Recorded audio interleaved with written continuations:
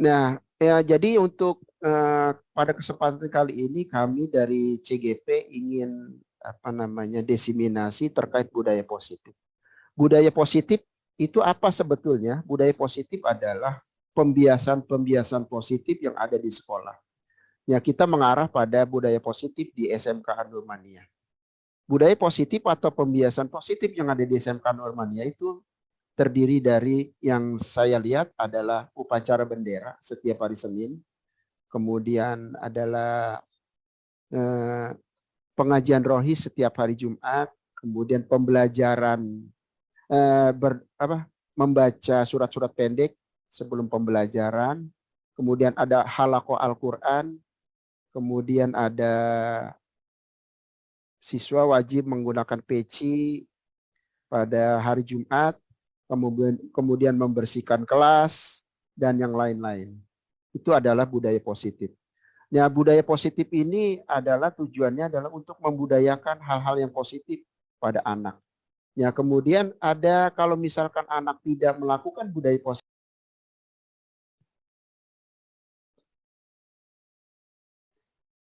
Ya, yang pertama, apakah hukuman itu dapat mendisiplinkan anak?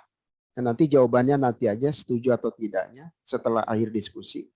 Kemudian yang kedua, pemberian hukuman dengan hal positif seperti membaca atau membersihkan halaman sekolah itu dapat meningkatkan disiplin anak. Yang ketiga, memberikan penghargaan apakah dapat meningkatkan potensi belajar anak. Kemudian untuk budaya positif nanti akan kita diskusikan. Yang pertama itu adalah disiplin positif dan nilai-nilai kebajikan universal. Disiplin itu identik dengan hukuman atau ketidaknyamanan pada siswa. Sebetulnya disiplin itu dalam modul 1.4 itu adalah disiplin menghargai diri sendiri untuk siswa, untuk mencapai tujuan mulia.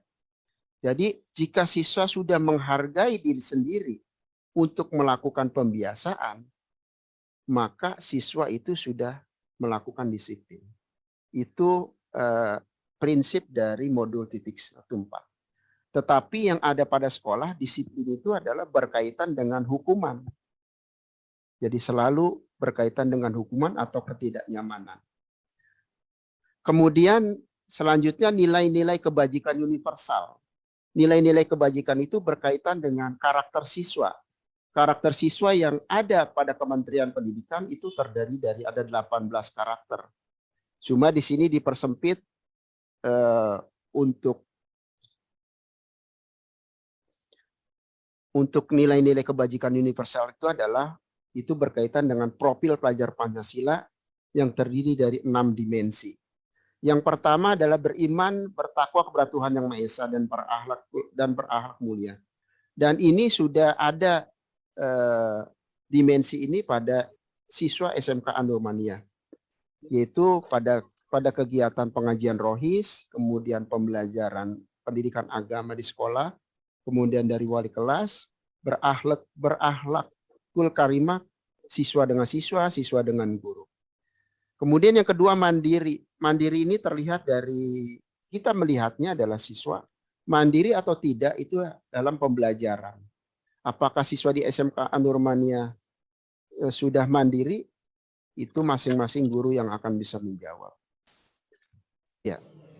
Kemudian kita lanjut berkebinekaan global. Berkebinekaan global ini berkaitan dengan budaya yang ada di Indonesia. Apakah siswa-siswa kita sudah mempunyai berkebinekaan global, yaitu misalnya di Kota Tangerang berarti budayanya adalah budaya Banten. Budaya Banten, apakah siswa tahu budaya Banten ataukah budaya di sekitar kita? Seperti budaya Banten itu ada ada debus ya, kemudian ada tari saman sudah familiar. Itu untuk kebinekaan global. Jadi budaya-budaya yang ada di sekitar kita dan kalau bisa ya budaya-budaya yang ada di Indonesia siswa mampu tahu ya, minimal tahu. Kemudian gotong royong ini sama dengan mandiri. Apakah siswa kita sudah mempunyai kegiatan gotong royong dalam pembelajaran? Misalnya siswa sudah diberikan tugas dari gurunya untuk mengerjakan tugas, misalnya untuk tugas secara berkelompok. Apakah siswa-siswa di SMK Nurmania sudah mempunyai dimensi gotong royong? Kemudian berpikir kritis. Ya, ini berpikir kritis ini adalah hal yang penting dalam karakter siswa. Dan berpikir kritis dan berpikir kreatif adalah salah satu dari pembelajaran abad 21 yang terkini. Berpikir kritis itu kalau di kelas dapat dilihat bahwa siswa itu dapat melakukan refleksi dari hasil pembelajaran. Refleksi dari hasil pembelajaran. Apakah siswa sudah mempunyai kemampuan berefleksi dalam pembelajaran? Berefleksi itu artinya bahwa siswa mampu mempunyai keterampilan bahwa pembelajaran saat ini apa yang dipelajari. Kemudian mereka dapat menyimpulkan pembelajaran hari ini tentang apa. Apakah mereka sudah mampu atau tidak. Itu refleksi. Kemudian dari situ dia dapat mengevaluasi kalau refleksi. Kemudian yang terakhir adalah dimensinya berpikir kreatif. Berpikir kreatif di sini adalah kemampuan siswa dalam menyelesaikan masalah itu berbeda dengan siswa lainnya. Contoh misalnya kalau dalam pembelajaran matematika di situ bahwa kita memberikan pembelajaran dengan cara seperti ini, tapi siswa mampu mengerjakan atau menyelesaikan masalah itu dengan cara mereka sendiri. Itu adalah disebut berpikir kritis, berpikir kreatif. Jadi tidak apa-apa siswa mempunyai cara yang lain, tapi dengan hasil yang sama. Dan itu perlu kita support. Kemudian kita lanjut nomor 2, dalam budaya positif itu adalah teori motivasi perilaku manusia. Ini terdiri dari motivasi internal, itu motivasi dari dalam diri sendiri siswa. Itu misalnya motivasi ingin menjadi ranking 1, motivasi ingin menjadi ustadz, motivasi menjadi akademisi. Ya, motivasi ini sangat penting di dalam pembelajaran. Dan ini harus kita support dia di sini. Kemudian kalau motivasi eksternal itu adalah motivasi yang dari luar, dorongan dari luar.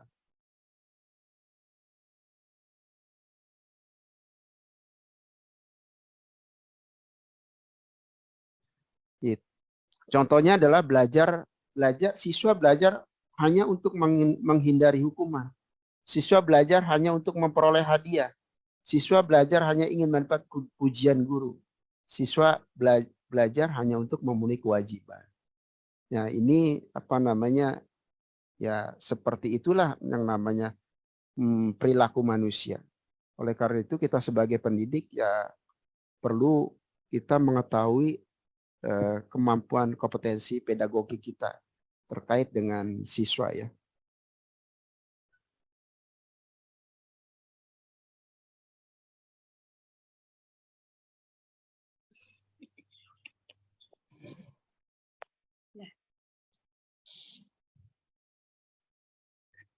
Ya, saya lanjutkan ya.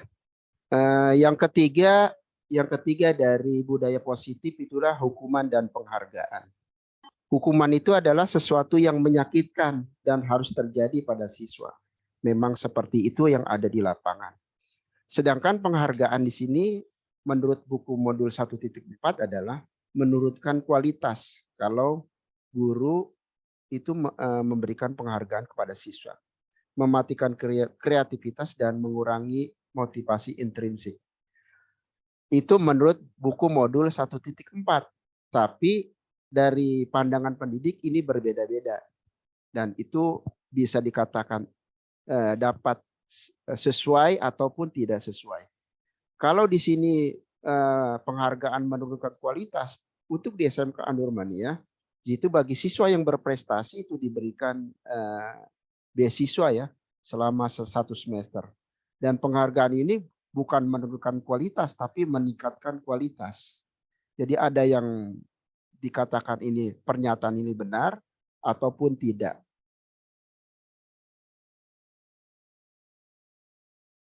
Kemudian yang keempat, keyakinan kelas. Di sini Di dalam buku modul titik 14 ini bukan peraturan kelas, tapi keyakinan kelas. Yang ada di lapangan adalah peraturan kelas, gitu ya. Nah, di modul 1.4 adalah keyakinan kelas. Apa itu keyakinan kelas? Keyakinan kelas itu adalah berdasarkan urun pendapat warga kelas dengan wali kelas. Ini terjadi pada saat awal pembelajaran. Jadi bukan KBM istilahnya ya. KBM itu kalau sekarang itu pembelajaran, bukan KBM. Jadi pada saat awal KBM antara wali kelas dengan warga kelas. Ya, redaksi yang dipilih itu tidak mengandung kata negatif kalau keyakinan kelas. Tapi kalau peraturan kelas biasanya redaksinya adalah negatif. Jadi kita lambat laun akan mengubah mindsetnya. Bukan peraturan kelas, tapi keyakinan kelas. Itu yang diminta dari modul titik 14. Ya, yang terjadi di sekolah adalah peraturan kelas. Dengan menggunakan keyakinan kelas akan terjadi lingkungan positif. Dari lingkungan positif akan terjadi budaya positif. Ya, contoh di sini untuk keyakinan kelas adalah bekerja sama menjaga kebersihan kelas. Kalau peraturan kelas adalah dilarang membuang sampah sembarangan. Kita ganti kalimat itu menjadi keyakinan kelas tanpa ada redaksi yang mengandung kata negatif. Di sini kita buat bekerja sama menjaga kebersihan kelas. Dan ini kalau bisa untuk berikutnya nanti ya harus kita pajang di kelas. Di kelas. Jadi tidak ada peraturan kelas. Seperti ini. Ya, saya kira untuk presentasi dari saya untuk budaya positif 1 sampai 4 saya akhiri sampai sini. Nanti akan dilanjutkan oleh Bu Siwi. Ya. Silakan Bu Siwi. Nanti. Oh, ini kebutuhan dasar manusia. Satu lagi dari saya kurang ya. Kebutuhan dasar manusia. Manusia pada umumnya adalah mempunyai kebutuhan dasar. Ini menurut Maslow di sini ada 5 kebutuhan dasar. Yang pertama adalah bertahan hidup. Jadi semua kegiatan ini dikaitkan dengan siswa ya. Bertahan hidup. Siswa demikian kita dengan guru ya. Namanya bertahan hidup itu adalah suatu kewajiban makan dan minum. Kemudian yang kedua penguasaan. Penguasaan ini adalah penguasaan kita kaitkan dengan siswa. Jadi di setiap kelas siswa juga merupakan ada kelompok-kelompok tertentu ataupun siswa ingin menjadi ranking 1, siswa menjadi pelajar yang pintar, itu merupakan suatu penguasaan atau dari karakter manusia yang ada di kelas. Kebebasan, siswa juga ingin bebas, tapi bebas ini merdeka, artinya bebas ini bukan berarti bebas menurut dia, tapi menurut keyakinan kelas yang ada. Kemudian ada kesenangan, siswa juga perlu kesenangan, tidak tidak hanya mapel kan banyak juga gitu ya, ada yang senang, ada yang tidak. Jadi siswa juga perlu kesenangan. Kasih sayang dan rasa diterima baik sesama teman ataupun dengan guru ataupun dengan lingkungan sekolah. Kemudian dilanjut dengan Bu Siwi, silakan. Ya, terima kasih waktunya Pak Munali.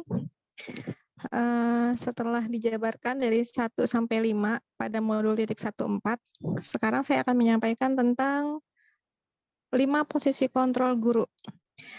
Sebagai guru, secara tidak kita sadari bahwa teori yang akan saya sampaikan ini kita sudah melakukannya di kelas.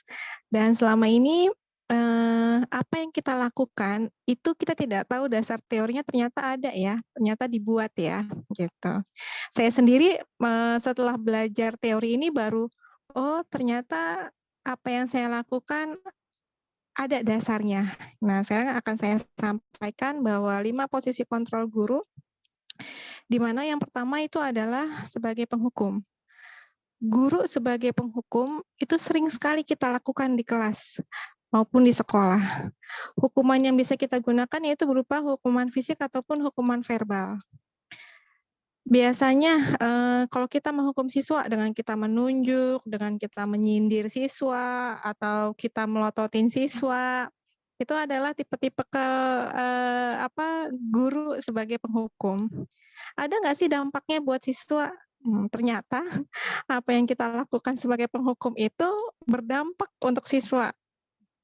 Dampaknya yaitu siswa bisa mengulangi kesalahannya untuk berulang kali dan mengakibatkan perilaku siswa itu menjadi lebih agresif. Maksudnya agresif di sini, siswa lebih berani sama kita.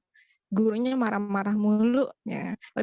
Dikenal misalnya, guru ini mah cembetut mulu, asal di kelas marah-marah mulu kerjaannya. Akhirnya siswa jadi tambah agresif, udah biasa gitu.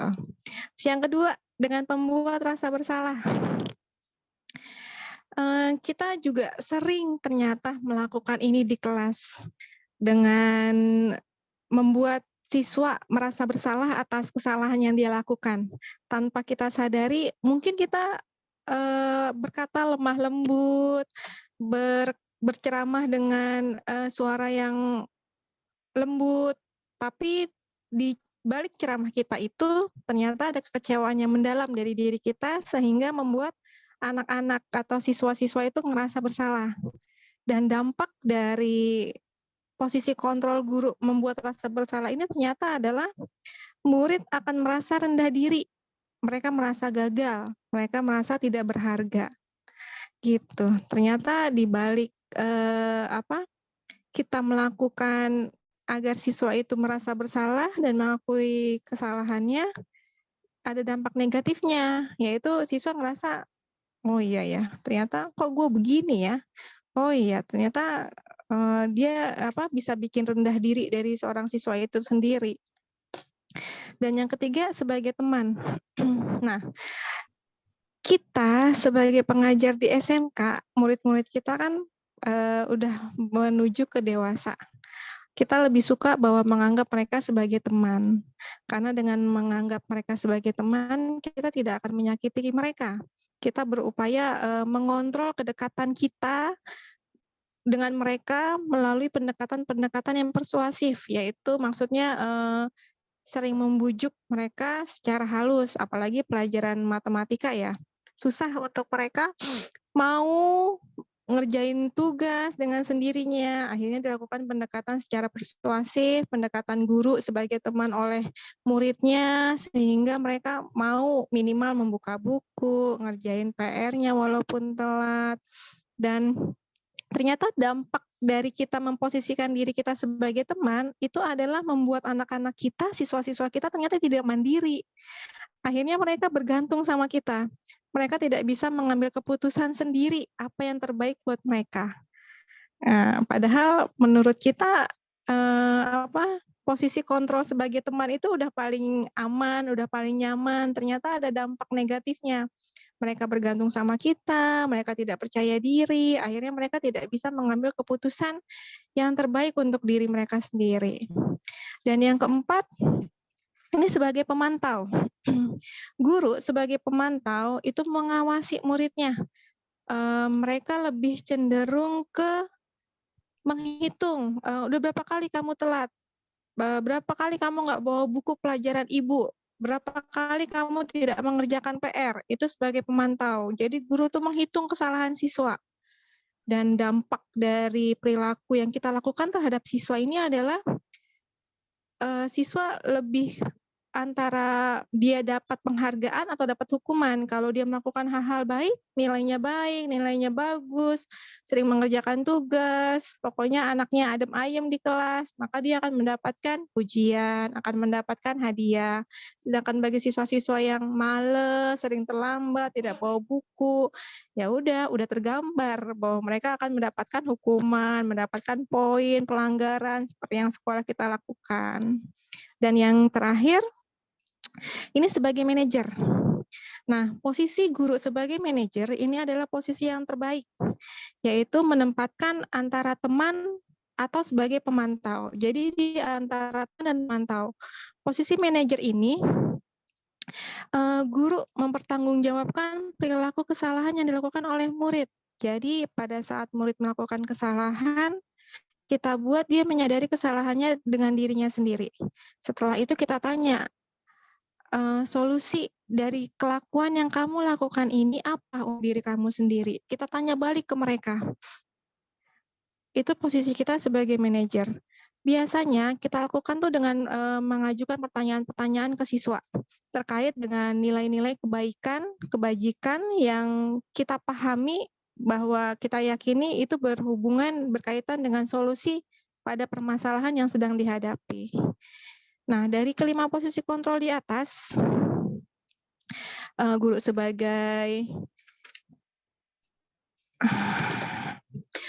sebagai penghukum, sebagai pembuat rasa bersalah, sebagai teman, sebagai pemantau, sebagai manajer, ini adalah kita melakukan ini menginginkan bahwa murid-murid kita ke depannya menjadi manusia-manusia yang merdeka. Artinya merdeka di sini mereka bisa mandiri, mereka bisa bertanggung jawab, mereka timbul dari motivasi internal bahwa mereka ingin melakukan kebajikan-kebajikan yang timbul dari diri mereka sendiri. Untuk mereka bisa menerapkan nanti suatu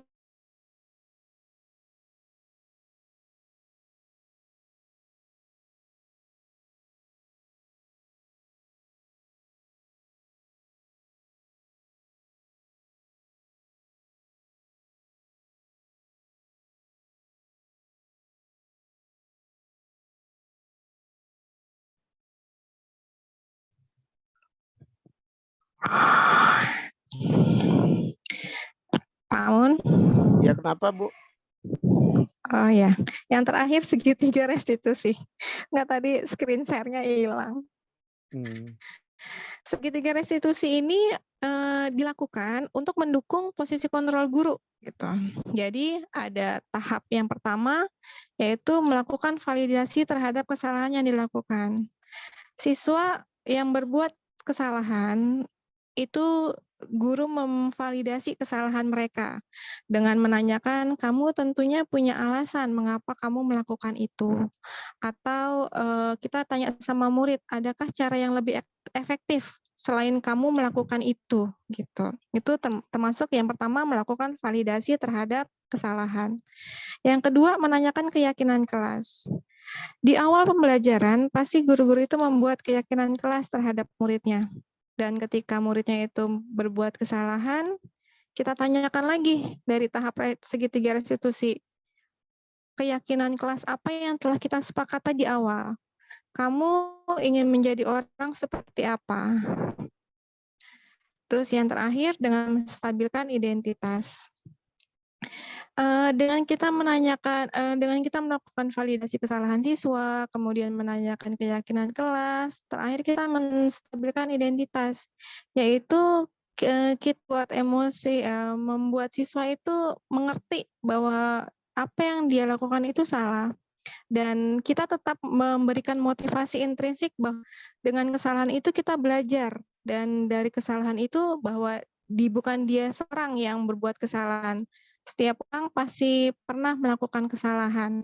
Tapi bagaimana kesalahan itu tidak terulang.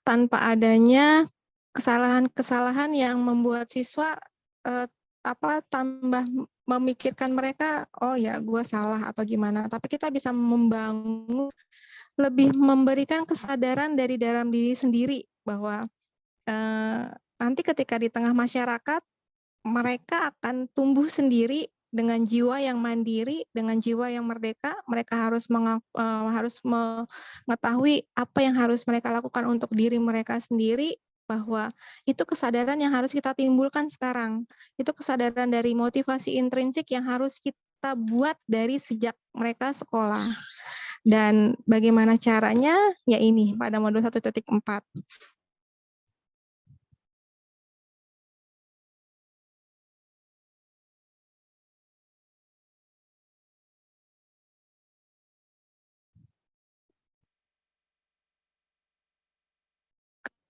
anak itu merupakan suatu ilusi semata, karena akan berujung, oh anak takut sama kita gitu. Tapi tidak membangkitkan motivasi internal di mereka. Gitu. Jadi kita bisa menerapkan mulai dari sekarang bahwa yang terbaik itu adalah guru sebagai manajer, yaitu menempatkan posisi kita sebagai teman dan sebagai pemantau, dan menyadarkan dari diri anak-anak kita masing-masing bahwa apapun yang mereka lakukan itu menjadi tanggung jawab mereka, dan menimbulkan kesadaran dari dalam diri mereka masing-masing itu adalah sikap atau perilaku yang harus kita bangun dan gali untuk mereka terapkan dalam kehidupan sehari-hari. Dari saya cukup sekian. Terima kasih atas waktunya. Dan sekarang kalau ada teman-teman yang ingin menanggapi atau merespon, kami persilahkan. Untuk 5 menit pertama ya, Pak Munali. Ya silakan. Yang mau respon boleh. Saya stop share dulu ya.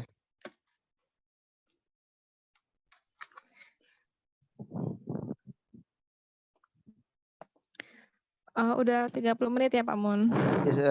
Iya. Silakan Bu Sinta ya. Mungkin Bu Resvi atau Bu Sinta ada yang ingin ditanggapi? Apa ingin merespon?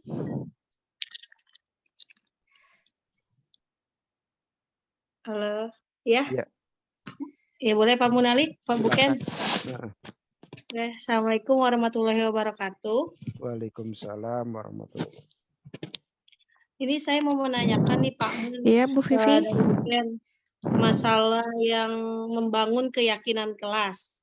Iya. Nah, ketika di awal kan biasanya kan guru kan membentuk pengurus kelas, terus membuat jadwal, piket, dan sebagainya. Waalaikumsalam warahmatullahi wabarakatuh. Terus ketika keyakinan kelas itu belum terbentuk, apakah bisa dibentuk di pertengahan perjalanan belajar, atau hanya di awal aja bisa dibentuknya?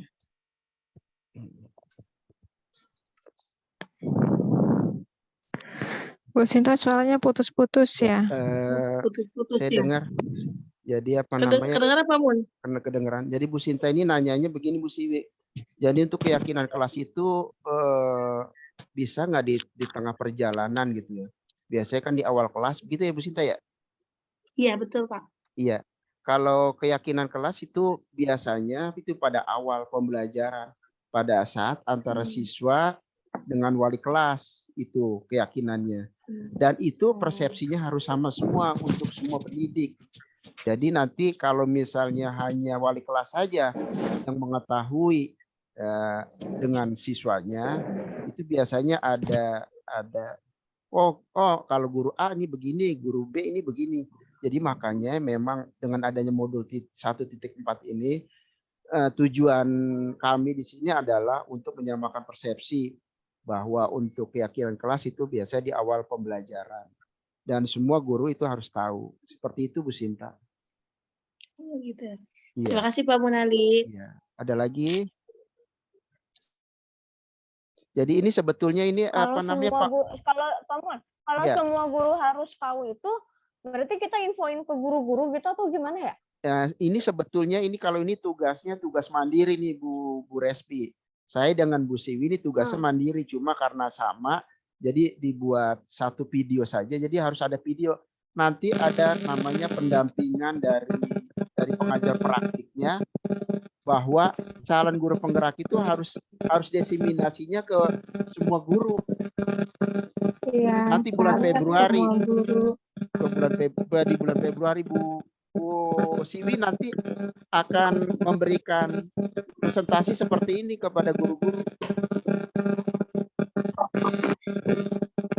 Iya, kadang kan siswa kan bisa ini ya ngomong gitu ya, namanya udah dewasa ya kalau anak SMK. Terus mereka nanya, kok sama ibu guru ini atau pak guru ini begini Bu, kok sama guru ini begini. Ya itu. Jadi kan anak Suara apa sih ya? dasar apa ya? Makanya kalau emang satu persepsi gitu kan berarti dari peraturannya juga kan sama. Iya, Ya maksudnya nggak sih? ini sebetulnya ini tugas ini nanti yang akan didiseminasi lagi ke sekolah ini sebetulnya. Iya, jadi memang seharusnya ada pertemuan di awal untuk menyatukan persepsi antara teman-teman guru semua untuk membangun kebiasaan kelas di kelas masing-masing, gitu ya Pak Mun ya. Iya. Tapi seperti yang sudah bahwa masing-masing dari wakil pun atau dari pihak sekolah pun itu menyerahkan masing-masing guru mapel, sehingga heterogen lah kita, sehingga keyakinan kelas yang dibangun pun heterogen gitu. Jadi karena tidak disampaikan, karena memang kita pun baru tahu ternyata ada keyakinan kelas yang harus disamaratakan untuk semua guru ya Pak Mun ya, melalui program ini gitu. Jadi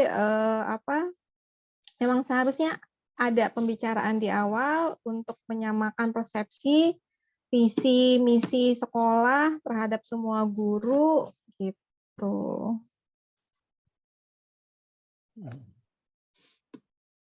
Ada lagi? Ada lagi Bu Vivi atau Bu Sinta atau yang lainnya? Awana?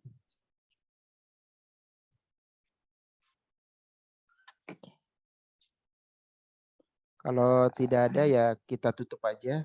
Silakan. Kalau tidak ada. Iya, alhamdulillah workshop hari ini telah berjalan dengan lancar. Dan terima kasih kepada teman-teman mahasiswa-mahasiswa Unindra yang sudah bergabung, kepada teman-teman MGMP NTRN SMK Nurmania yang telah bergabung, yang mengganggu waktu liburnya. Semoga apa yang disampaikan pada hari ini bermanfaat untuk kita, bisa menambah ilmu kita untuk menghadapi siswa-siswa kita, di mana target kita, tujuan kita adalah murid ya. Dan kita percaya bahwa kita sebagai pendidik kita bisa membawa anak-anak kita untuk melangkah menuju masa depan mereka secara merdeka, mandiri dan bertanggung jawab sesuai dengan profil pelajar Pancasila. Tetap semangat, tetap bekerja keras untuk anak-anak kita. Terima kasih banyak. Saya akhiri. Terima kasih. Assalamualaikum warahmatullahi wabarakatuh. Waalaikumsalam warahmatullahi wabarakatuh. Wabarakatuh. Ntar dulu ya. Dipoto dulu. Foto. Yang cakep apa Pak Mun? Tadi saya jelek banget itu. Dia cetar dia lipstiknya. Ada lambang guru merdeka nggak? Ada lambang guru merdeka nggak? Apa begini gitu? Ntar dulu dipoto dulu ya. Ya. Oh begitu. Oke, ulang. Ulang.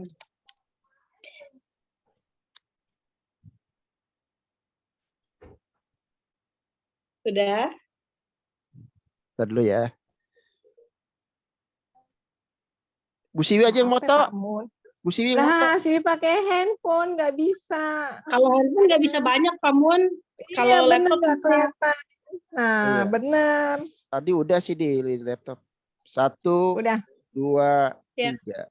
Sekali lagi. 1, 2, 3. Sekali lagi. 1, 2, 3. Udah ya. Terima kasih ya teman-teman ya. Terima kasih banyak ya Bu Sinta, Bu misalnya diminta Vivi, lagi. Pak Febi, Pak Mohon Wana. bantuannya. Terima kasih ya buat Ya. kalian. Assalamualaikum warahmatullahi wabarakatuh. Pak Wana, Waalaikumsalam Pak wabarakatuh. Pak Wana di mana tuh Pak Wana? Oke.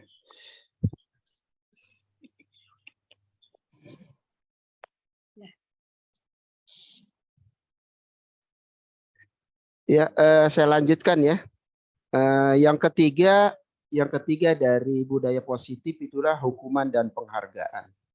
Hukuman itu adalah sesuatu yang menyakitkan dan harus terjadi pada siswa. Memang seperti itu yang ada di lapangan.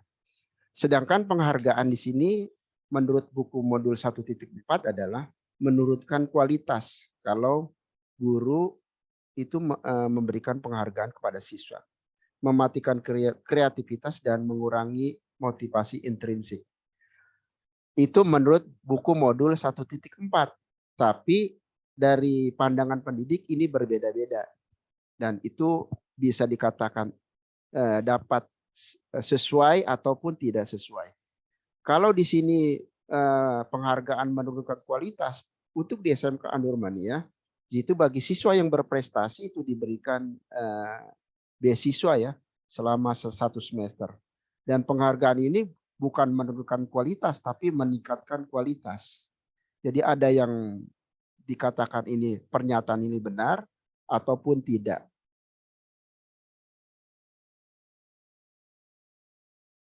Kemudian yang keempat, keyakinan kelas. Di sini di dalam buku modul 1.14 ini bukan peraturan kelas tapi keyakinan kelas.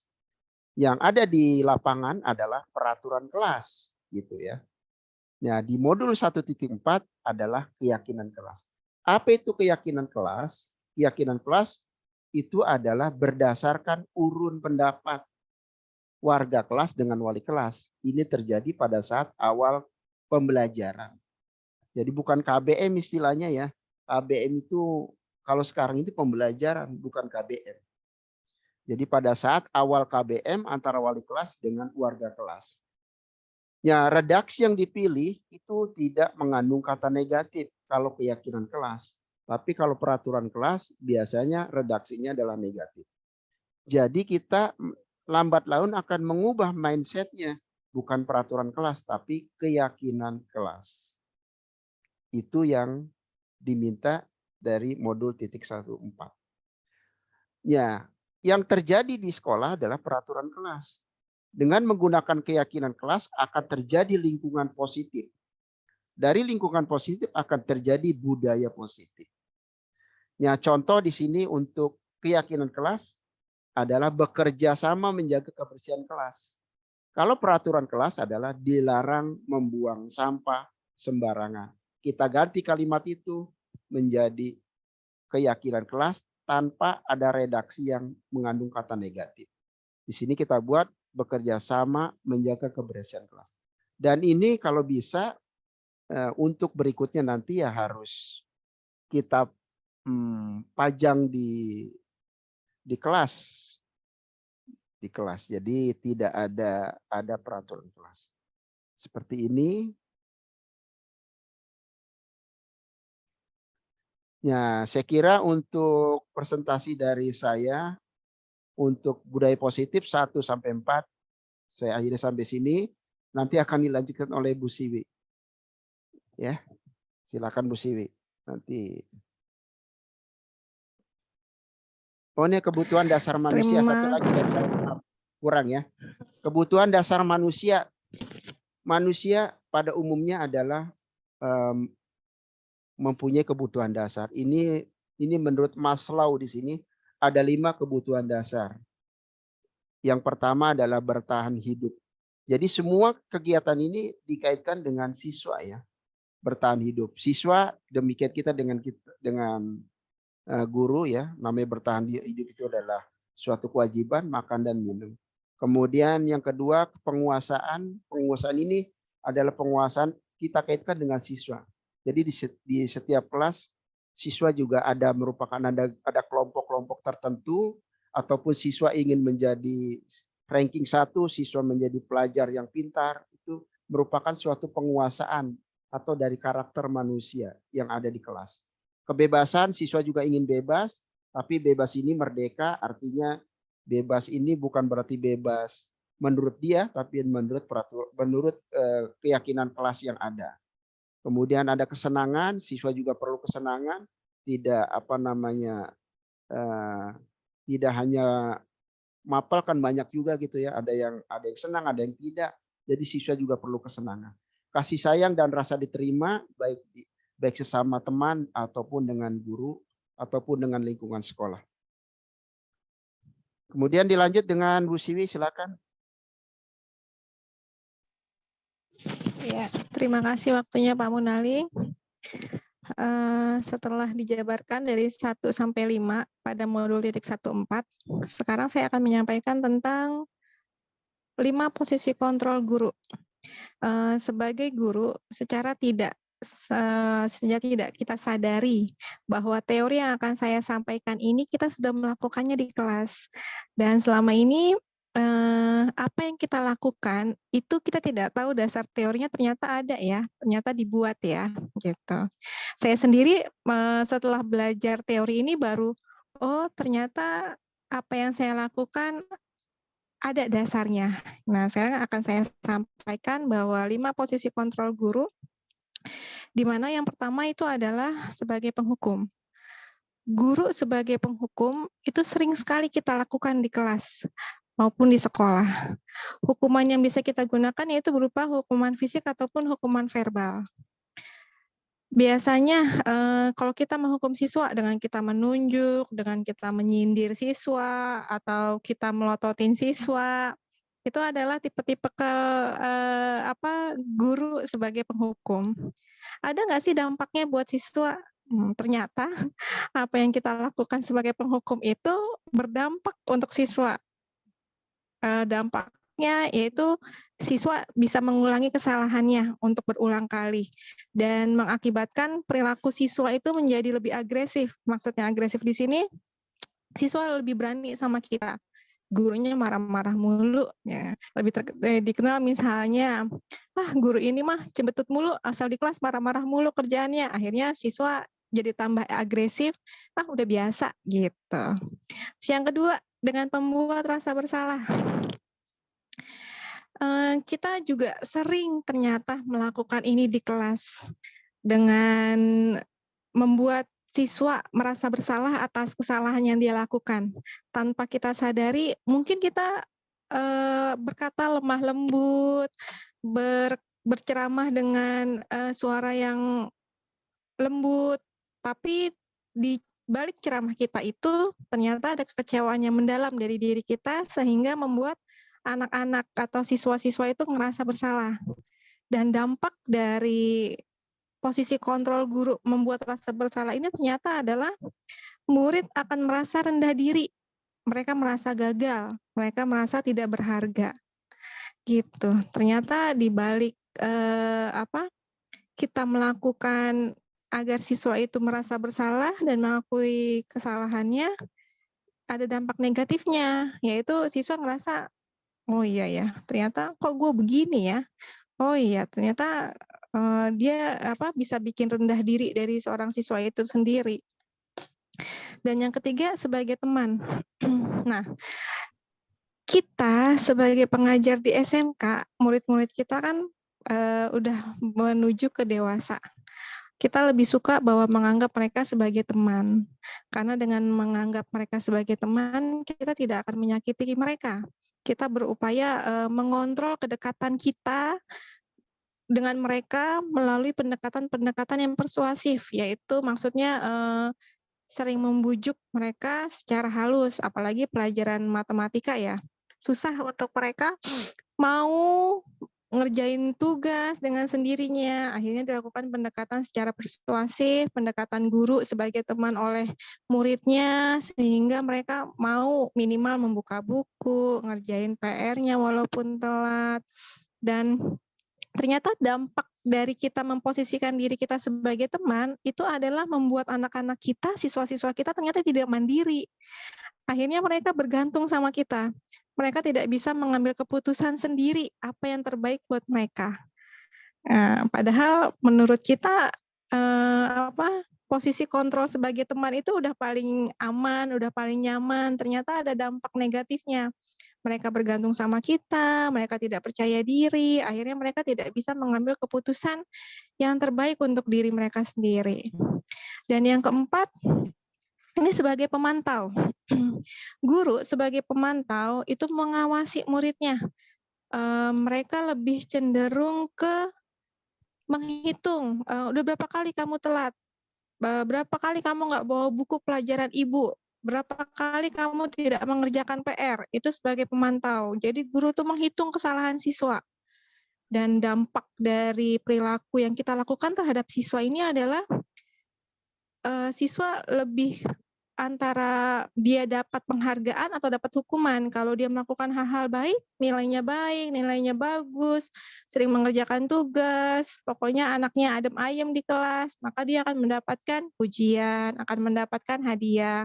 Sedangkan bagi siswa-siswa yang males, sering terlambat, tidak bawa buku, ya udah tergambar bahwa mereka akan mendapatkan hukuman, mendapatkan poin, pelanggaran seperti yang sekolah kita lakukan. Dan yang terakhir, ini sebagai manajer.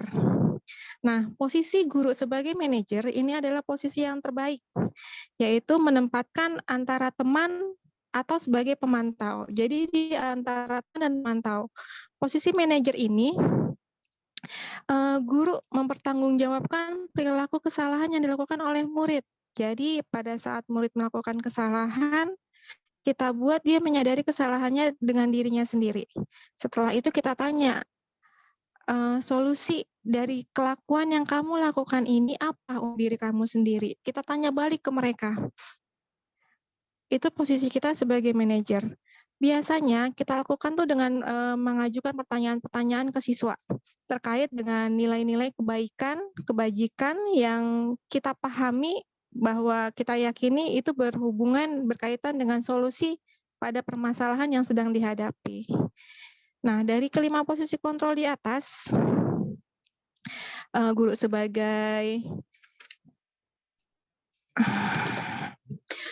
sebagai penghukum, sebagai pembuat rasa bersalah, sebagai teman, sebagai pemantau, sebagai manajer, ini adalah kita melakukan ini menginginkan bahwa murid-murid kita ke depannya menjadi manusia-manusia yang merdeka. Artinya merdeka di sini mereka bisa mandiri, mereka bisa bertanggung jawab, mereka timbul dari motivasi internal bahwa mereka ingin melakukan kebajikan-kebajikan yang timbul dari diri mereka sendiri. Untuk mereka bisa menerapkan nanti suatu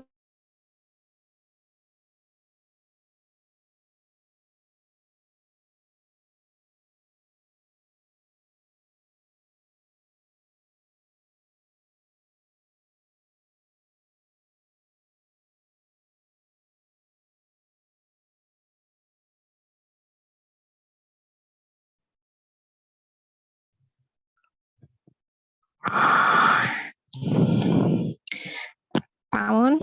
Ya, kenapa, Bu? Oh ya, yang terakhir segitiga restitusi. Nggak, tadi screen share-nya hilang.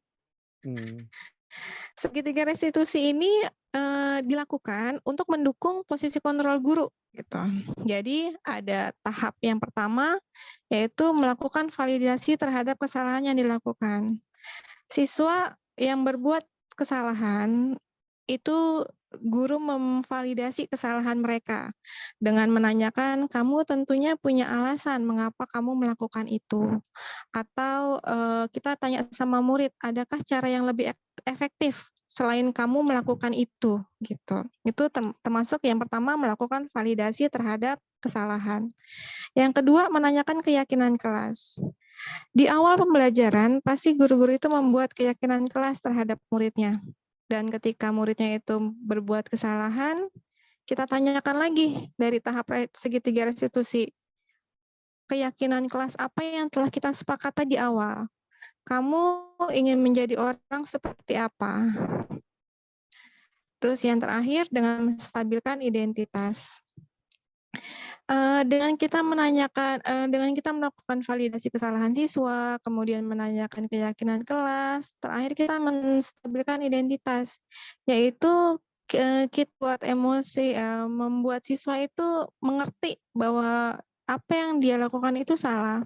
Dan kita tetap memberikan motivasi intrinsik bahwa dengan kesalahan itu kita belajar. Dan dari kesalahan itu bahwa bukan dia seorang yang berbuat kesalahan. Setiap orang pasti pernah melakukan kesalahan. Tapi bagaimana kesalahan itu tidak terulang.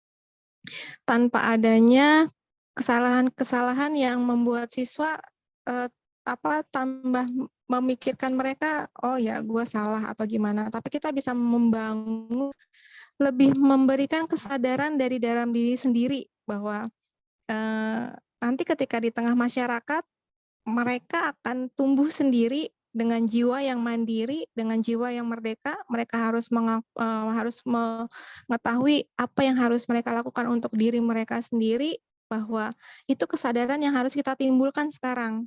Itu kesadaran dari motivasi intrinsik yang harus kita buat dari sejak mereka sekolah. Dan bagaimana caranya? Ya ini pada modul 1.4.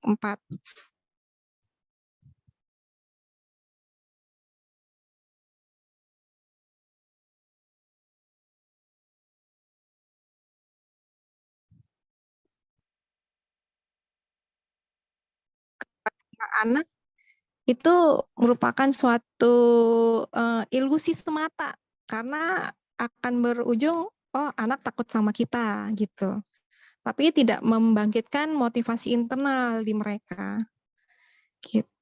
Jadi kita bisa menerapkan mulai dari sekarang bahwa yang terbaik itu adalah guru sebagai manajer, yaitu menempatkan posisi kita sebagai teman dan sebagai pemantau, dan menyadarkan dari diri anak-anak kita masing-masing bahwa apapun yang mereka lakukan itu menjadi tanggung jawab mereka, dan menimbulkan kesadaran dari dalam diri mereka masing-masing itu adalah sikap atau perilaku yang harus kita bangun dan gali untuk mereka terapkan dalam kehidupan sehari-hari. Dari saya cukup sekian. Terima kasih atas waktunya. Dan sekarang kalau ada teman-teman yang ingin menanggapi atau merespon, kami persilahkan. Untuk 5 menit pertama ya, Pak Munali. Ya silakan. Yang mau respon boleh. Saya stop share dulu ya.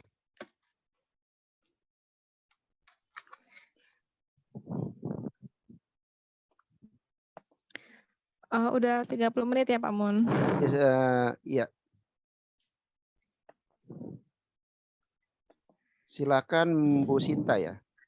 Mungkin Bu Resvi atau Bu Sinta ada yang ingin ditanggapi? Apa ingin merespon?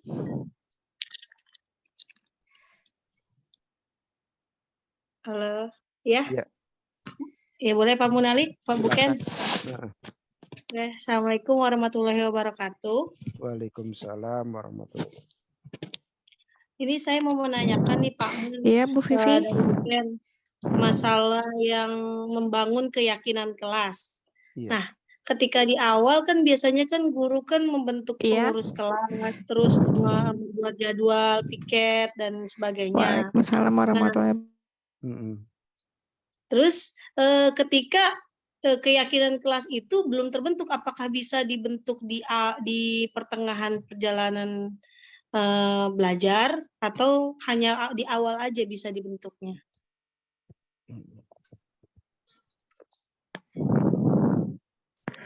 Bu Sinta suaranya putus-putus ya. Putus-putus saya ya. dengar. Jadi apa namanya? Kedengeran Pak Mun? Karena kedengeran. Jadi Bu Sinta ini nanyanya begini Bu Siwi. Jadi untuk keyakinan kelas itu bisa nggak di tengah perjalanan gitu ya? Biasanya kan di awal kelas begitu ya Bu Sinta ya? Iya betul Pak. Iya.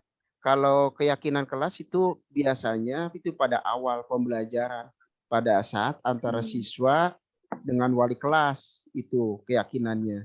Dan itu persepsinya harus sama semua untuk semua pendidik. Jadi nanti kalau misalnya hanya wali kelas saja yang mengetahui dengan siswanya, itu biasanya ada oh kalau guru A ini begini, guru B ini begini. Jadi makanya memang dengan adanya modul 1.4 ini tujuan kami di sini adalah untuk menyamakan persepsi bahwa untuk keyakinan kelas itu biasa di awal pembelajaran. Dan semua guru itu harus tahu. Seperti itu Bu Sinta. Oh gitu. Iya. Terima kasih Pak Munali. Iya. Ada lagi? Jadi ini sebetulnya ini kalau apa namanya Pak? Kalau Pak Mun, kalau semua guru harus tahu itu Berarti kita infoin ke guru-guru gitu atau gimana ya? Ya, ini sebetulnya kalau ini tugasnya tugas mandiri nih Bu Respi. Saya dengan Bu Siwi ini tugasnya mandiri, cuma karena sama jadi dibuat satu video saja. Jadi harus ada video. Nanti ada namanya pendampingan dari pengajar praktiknya, bahwa calon guru penggerak itu harus diseminasinya ke semua guru. Iya, Nanti bulan seharusnya Februari, semua guru. di bulan Februari Bu Siwi nanti akan memberikan presentasi seperti ini kepada guru-guru.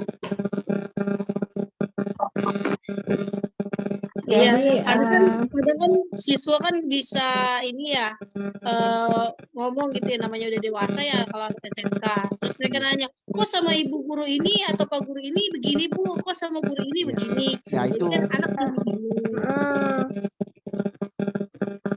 suara apa sih ya? Iya, suara apa ya? Makanya kalau emang satu persepsi gitu kan berarti dari peraturannya juga kan sama. Iya, maksudnya Iya nggak sih?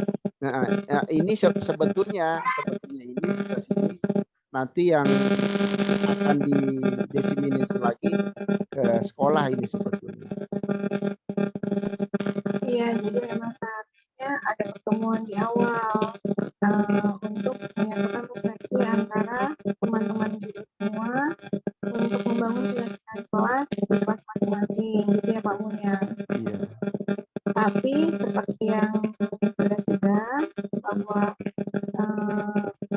masing-masing dari wakil pun atau dari pihak sekolah pun itu menyerahkan ke masing-masing guru mapel, sehingga heterogen lah kita, sehingga keyakinan kelas yang dibangun pun heterogen.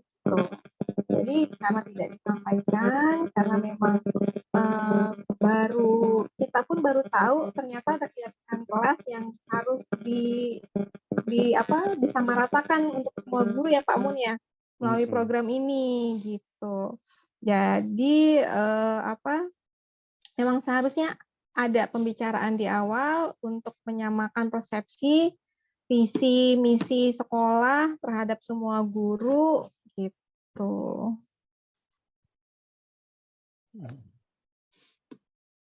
Ada lagi? Ada lagi Bu Vivi atau Bu Sinta atau yang lainnya? Awana?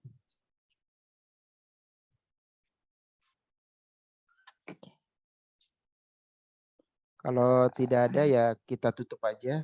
Silakan. Kalau tidak ada. Iya, alhamdulillah workshop hari ini telah berjalan dengan lancar. Dan terima kasih kepada teman-teman mahasiswa-mahasiswa Unindra yang sudah bergabung, kepada teman-teman MGMP NTRN SMK Nurmania yang telah bergabung, yang mengganggu waktu liburnya. Semoga apa yang disampaikan pada hari ini bermanfaat untuk kita, bisa menambah ilmu kita untuk menghadapi siswa-siswa kita, di mana target kita, tujuan kita adalah murid dan murid. Ya. Dan kita percaya bahwa kita sebagai pendidik, kita bisa membawa anak-anak kita untuk melangkah menuju masa depan mereka secara merdeka, mandiri, dan bertanggung jawab sesuai dengan profil pelajar Pancasila. Tetap semangat, tetap bekerja keras untuk anak-anak kita. Terima kasih banyak. Saya akhiri. Terima kasih. Assalamualaikum warahmatullahi wabarakatuh. Waalaikumsalam warahmatullahi wabarakatuh. Ntar dulu ya. Dipoto dulu. Foto. Yang cakep apa Pak Mun? Tadi saya jelek banget itu. Dia cetar dia lipstiknya. Ada lambang guru merdeka nggak? Ada lambang guru merdeka nggak? Apa begini gitu? Ntar dulu dipoto dulu ya. Ya. Oh begitu. Ya. Oke, ulang. Ulang.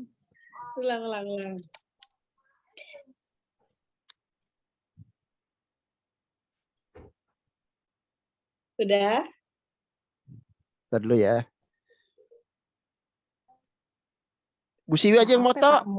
Bu Siwi moto. Siwi pakai handphone, nggak bisa. Kalau handphone nggak bisa banyak, Pak Mun. Kalau laptop nggak kelihatan. Nah, benar. Tadi udah sih di laptop. 1, udah. 2, 3. Sekali lagi. 1, 2, 3. Sekali lagi. 1, 2, 3. Udah ya. Terima kasih ya teman-teman ya. Terima Atas kasih waktunya. banyak ya Bu Sinta, Kalau Bu misalnya diminta Bibi, Pak lagi, Febi, Pak mohon Wana. bantuannya. Sukses ya buat Udah ya. kalian. Assalamualaikum warahmatullahi wabarakatuh. Amin. Pak Wana, Pak Asyik, Pak Suryadi.